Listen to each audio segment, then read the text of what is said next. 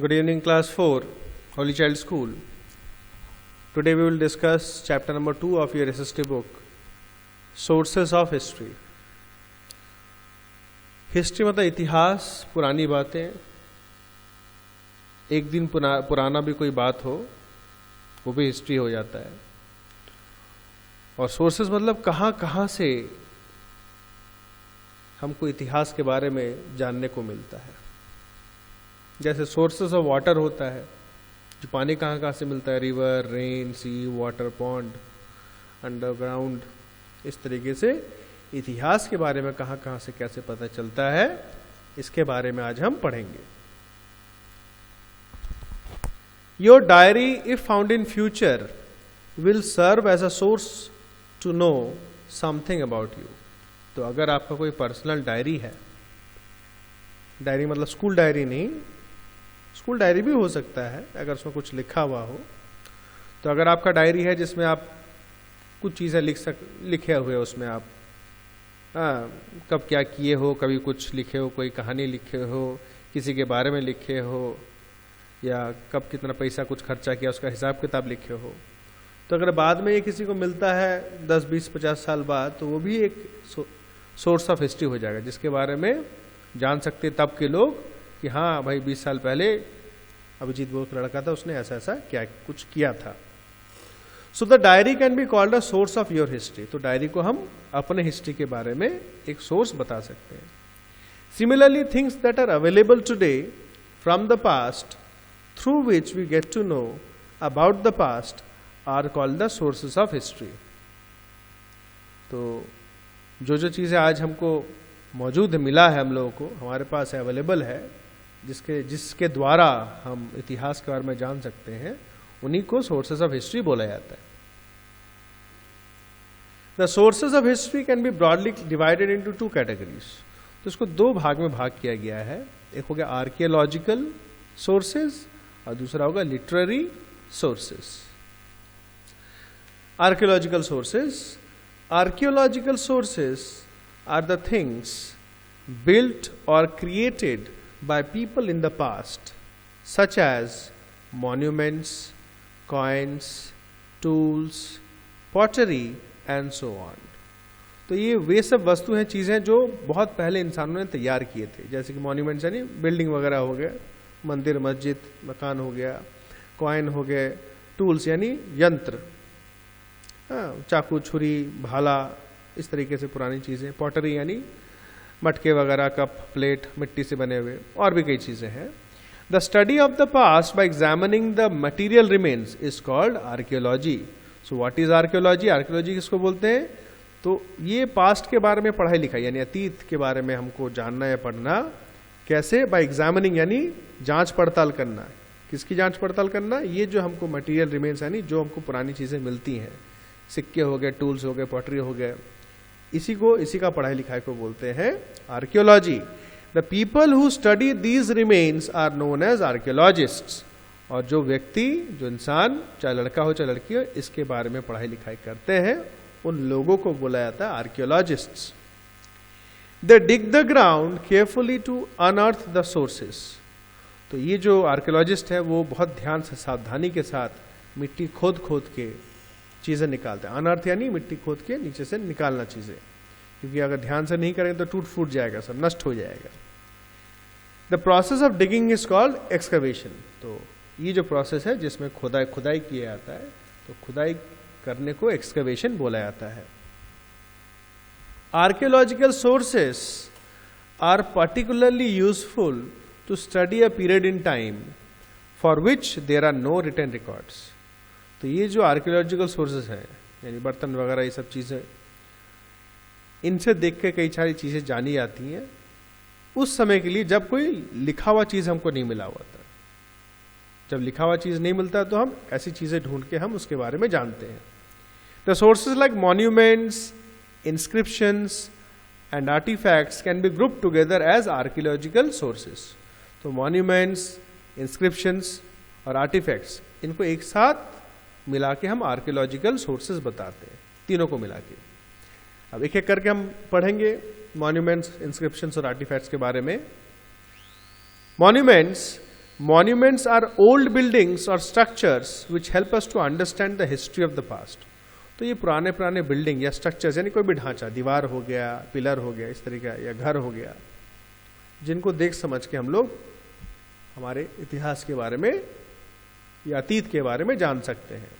These could be buildings, forts, building normal कोई भी घर मकान, फोर्ट यानी किले, पैलेसेस यानी बड़े बड़े महल, स्टेप वेल्स यानी कुएं जिनमें सीढ़ी सीढ़ी बने होते थे, रॉक कट केव्स, बड़े बड़े पत्थरों को काट के गुफाएं बनाई जाती थी, वे चीजें, या और भी इत्यादि चीजें होती हैं. Buildings of the past tell us about the people of the times and also how they lived. तो ये बिल्डिंगों से हमको लोगों के बारे में ही पता चलता है, उस समय के बारे में थोड़ा बहुत, कैसे वो लोग रहते थे ये भी पता चलता है. We learn about the society. यहां देखो सन टेम्पल कोणार्क, ये साउथ साइड में है, सूर्य मंदिर बोलते हैं इसको, बहुत पुराना है ये. तो देखो भाई बहुत पुराना, लेकिन तब के इंजीनियर या जो भी थे इंसान लोग, बहुत अच्छे से बनाया गया था इसको, मजबूत है, अभी भी है, हजारों साल पुराना है. We learn about the society, religious practices and various other things about earlier times. Society यानी समाज, लोग वगैरह कैसे रहते थे एक साथ, रिलीजियस प्रैक्टिस यानी धर्म के बारे में, और कई और चीजें पुराने जमाने के बारे में हम जान सकते हैं. किनसे? मॉन्यूमेंट से.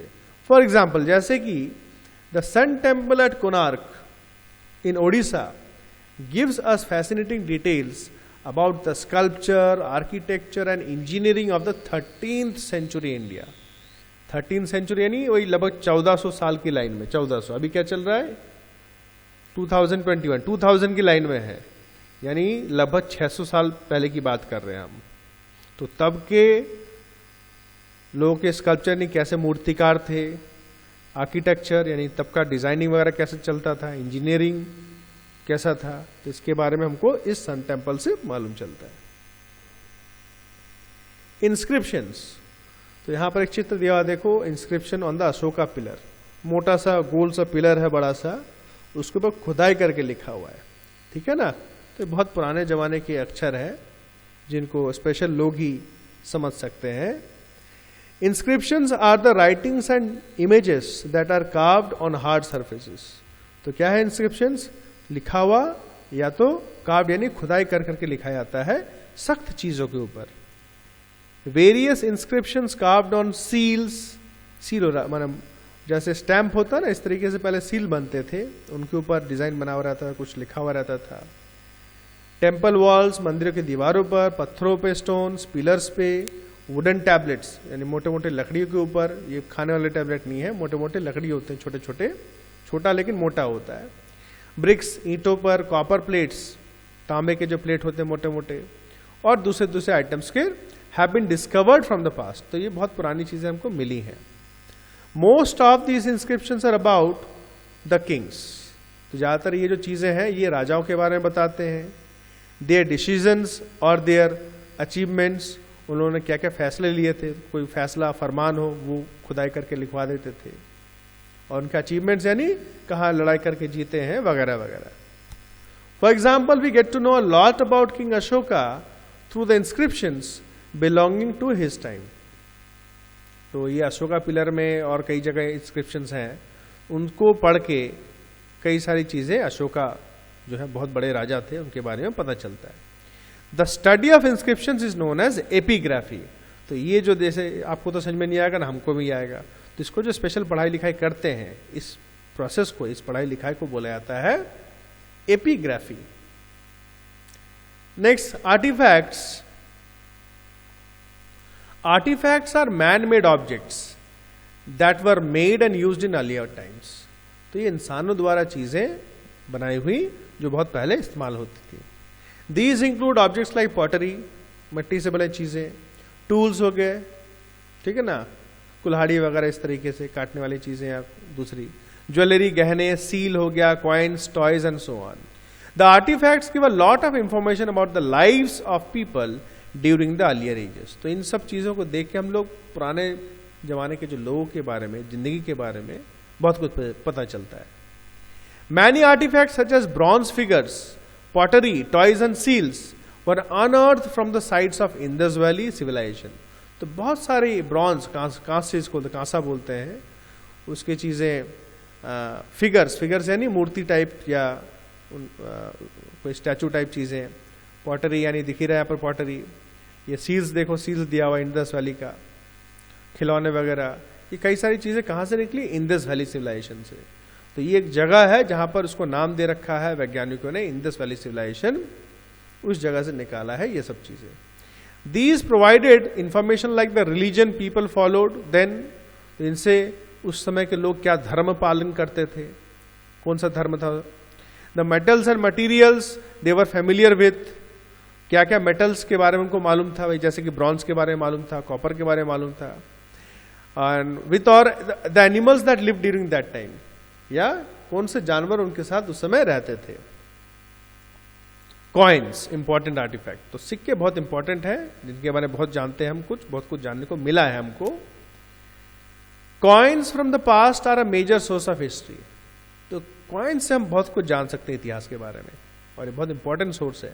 The various metals with which the coins have been made tell us that the people were familiar with these metals, तो अलग अलग मेटल से, लोहा हो गया, कॉपर हो गया, ब्रॉन्ज हो गया, तो इनसे जो बना हुआ था, बने हुए रहते थे जब कॉइन्स, इससे पता चलता कि भाई लोगों को किस किस मेटल के बारे में पता था उस समय। Some also have images of kings telling us about the history of various dynasties, तो कई सिक्कों में राजाओं के इमेज यानी चित्र जैसे लगे हुए थे, जैसे आज के कॉइन में देखो हेड टेल रहता है, जो उनके अलग अलग डायनेस्टी, साम्राज्य, उनके राज्य के बारे में पता चलता है। Images of gods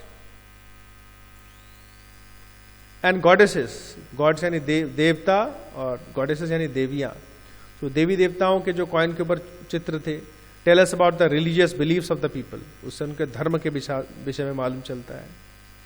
the locations in which coins are found tell about the extent of a king's territory और द प्रेजेंस ऑफ ट्रेड, तो किस किस लोकेशन, इन जगहों में ये सब कॉइन मिलते हैं, उससे पता चलता है भाई राजा का जो बिजनेस वगैरह है कहाँ से कहाँ तक फैला हुआ था।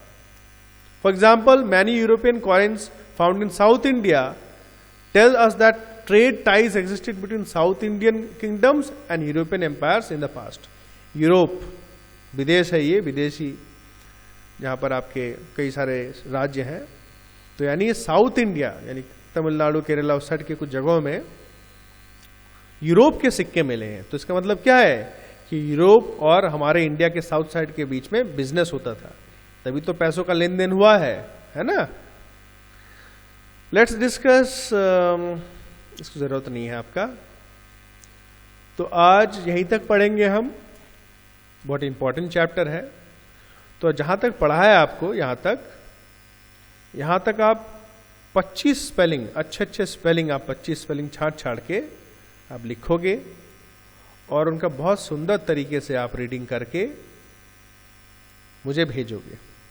मैंने पूरा लाइन बाय लाइन पढ़ के आपको समझाया है, तो रीडिंग में दिक्कत नहीं होना चाहिए, इसलिए बार बार वीडियो को देखिए, रीडिंग समझ लोगे आप, मतलब समझ लोगे। और मुझे जो आपको भेजना है 25 स्पेलिंग का फोटो और उसका रीडिंग, जैसे साइंस में बताया गया था आपको। साइंस का अभी तक नहीं भेजा है, देखते हैं कब भेजते हो आप।